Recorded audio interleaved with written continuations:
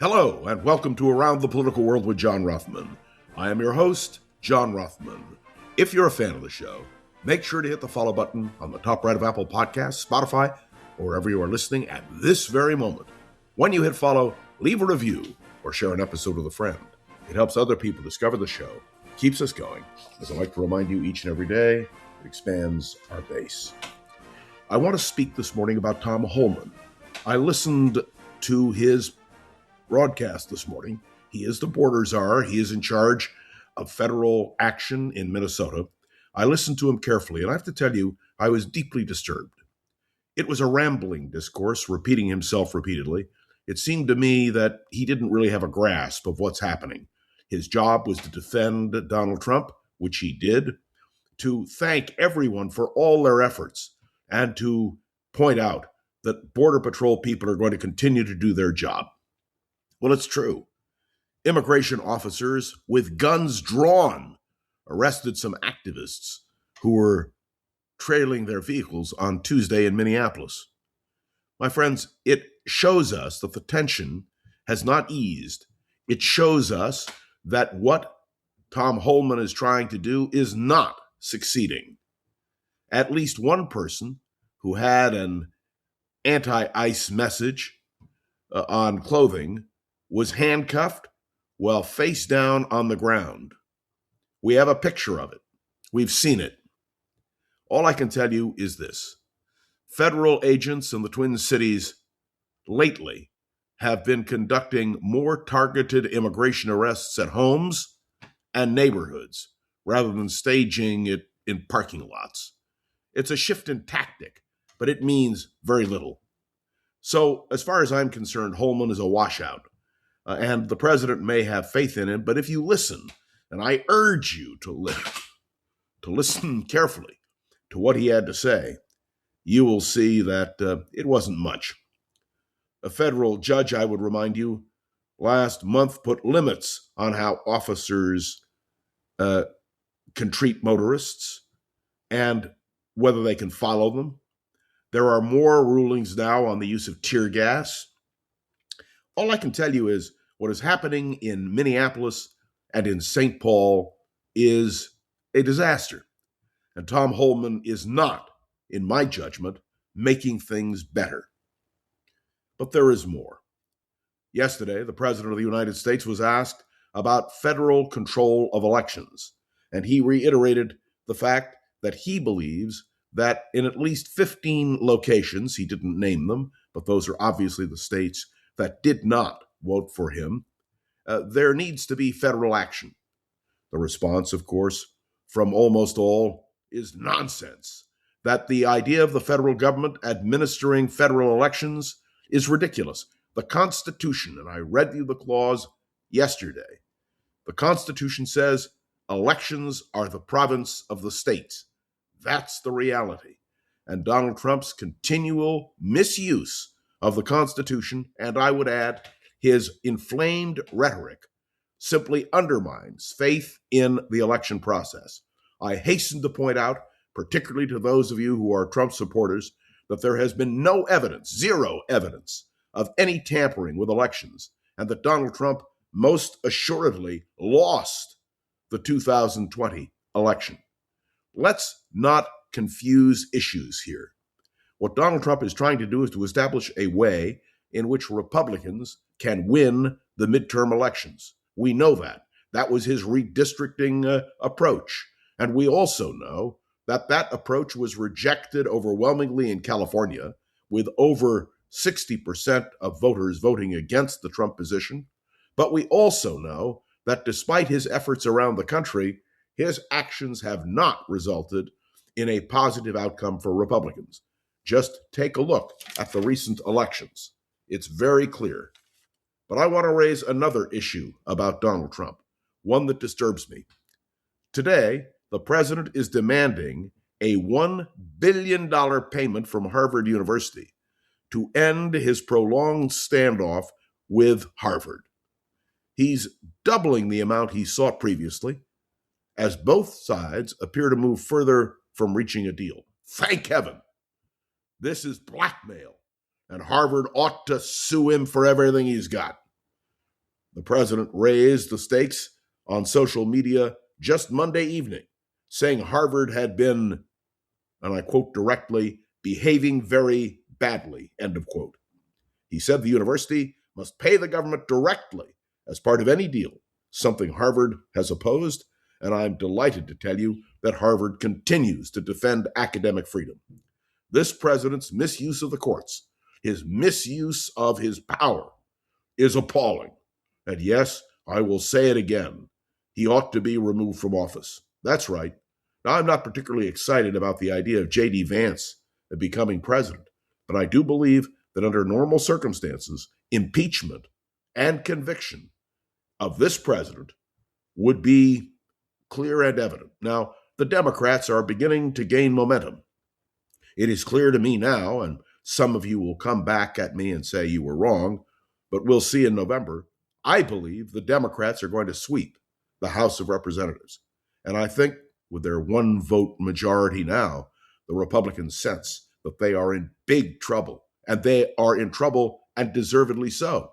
The Speaker of the House is still defending the president on this question of the elections and federal control, although he doesn't ever say it. He says, oh no, we need to have voter ID and all the rest. This is a corruption of the American political process, and the American people clearly will oppose it. What will happen in the races for the United States Senate, I don't know. But I can tell you that this president is, well, violating his oath of office, pure and simple. And let me say a quick word, if I can, about the fact that this president, aside from everything else, still obstructs the Epstein files being released. Now they say, well, look at all the documents that have been released. But you know and I know that whatever evidence there is dealing with the Epstein files, particularly relating to Donald Trump, well, they don't want that out, that's for sure. They're already playing around with that information. And the Clintons are going to give testimony. I'm glad. And you know what? I think Congress ought to have the president give testimony as well. What did he know? When did he know it? What was his relationship with Epstein? There is precedent, I would remind you, for presidents speaking before congressional committees. Not often, not with great frequency, but I would remind you that Abraham Lincoln gave testimony before a congressional committee about the loyalty of his wife during the Civil War. She had two brothers who fought for the Confederacy. And I would remind you as well that Bill Clinton gave voluntary testimony on tape for the House during the Lewinsky scandal. And I would remind you that it is not unprecedented for this kind of testimony to be solicited. And I believe that most assuredly, this president ought to be called, if the Clintons have to be called, because clearly Trump's hands are not clean in this matter. Now, there is another event which has taken place in the world which deserves to be discussed. The United States said that it shot down an Iranian drone. Let's be clear. A U.S. Navy fighter shot down an Iranian drone that was approaching the aircraft carrier USS Abraham Lincoln. We've talked about the Abraham Lincoln repeatedly because that is part of what Donald Trump calls the armada he has sent to deal with Iran.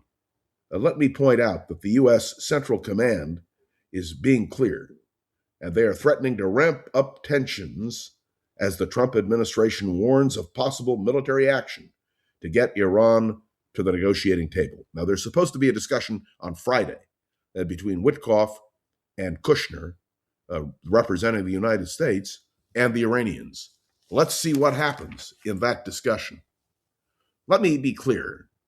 This is an important moment because the showdown, this shooting down of an Iranian drone, occurred within hours of Iranian forces harassing a U.S. flagged and U.S.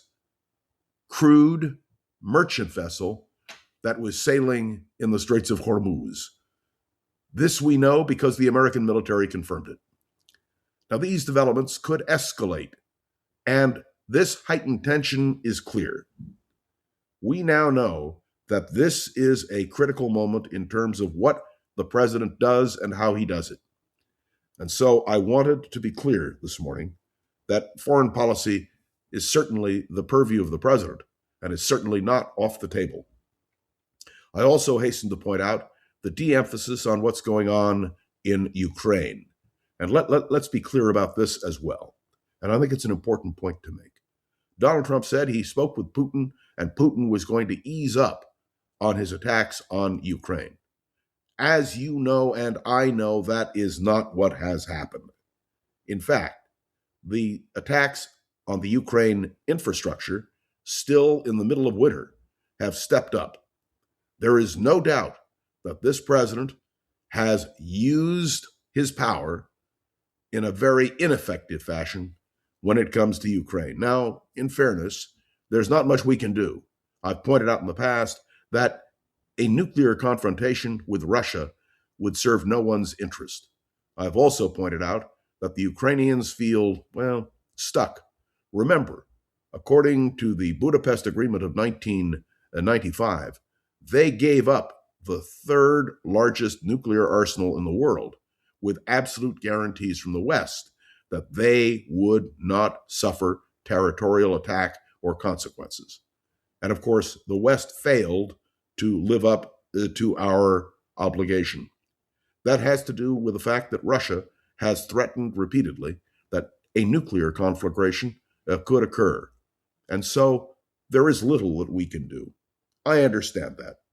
But talks between Special Envoy Steve Witkoff and Ukraine and Iranian officials show how important all of this is. Let me just point out to you that foreign policy remains the province of the President of the United States. I want to conclude these observations this morning by raising something that I continue to raise and want to raise with you. The president continually assaults the idea of free and fair elections in the United States of America. The president is determined that somehow the federal government should take over running what the Constitution mandates to be state activity. I want everyone listening to the sound of my voice to understand that this is, without question, a direct assault on American democracy. The Constitution of the United States states, and I read it to you the other day, that the question of the election of representatives and senators is strictly in the control of the states. And you understand when you go to the polls in an election, why that applies as well. We vote state by state. And I heard an example the other day of how wonderful everything works in Florida. There are no issues in Florida, we are told. But my memory stretches back to the year 2000, when in Bush v. Gore, the entire election rested on Florida. And I would remind you, at the time, the state courts in Florida ruled in favor of Al Gore. But there is a supreme authority in this country, and that is the United States Supreme Court. And so, on a 5-4 vote, the court ruled that the counting had to stop and George Bush had won the election. That's the kind of interference in state elections which is permitted, because if you have a real legal case, you can present it to the United States Supreme Court and you can get a ruling. Let me ask you a simple question. Has Donald Trump, with all of his claims that he really won the 2020 election, ever gone to the United States Supreme Court to have the results of that election declared invalid? And the answer is no. You and I know it. It is bluff and bluster and fraud. And that is what the President of the United States is doing these days. There are many issues which need to be addressed in the world. And as you know, we do our best here on Around the Political World with John Rothman to address those issues. But I want to make clear that what the President of the United States is doing now is unforgivable. And he and the Republicans, I believe, will suffer in elections to come. Thanks for tuning into another episode of Around the Political World with John Rothman. I'd love to hear your thoughts on today's episode. You can write a review on Apple Podcasts, drop a comment on YouTube or Spotify, and click any of the links in the show notes to connect with me on social media. Remember, your questions will be vital on Friday when Gogo Zoger, the wonderful producer of this program, presents to me a variety of questions that you have asked. And by the way, include your name. That way, I can address you directly. Remember to share this episode with a friend or colleague so we can continue to grow and expand, which is, of course, our goal. This show has been getting so much positive attention that we're excited to bring on the advertising support that you hear on a daily basis. This will help us to create more opportunities for Around the Political World, and I hope many of you will consider our advertisers. Now, my special thanks to Gogo Zoger, the wonderful producer of this program. She gets this up and running every single day. Well, I can't wait for tomorrow. I will be back, and, well, so will you, right here on Around the Political World with John Rothman. See you then. If you like the show, please take a moment to rate, review, and subscribe. It really does help the show to grow. Thank you for listening.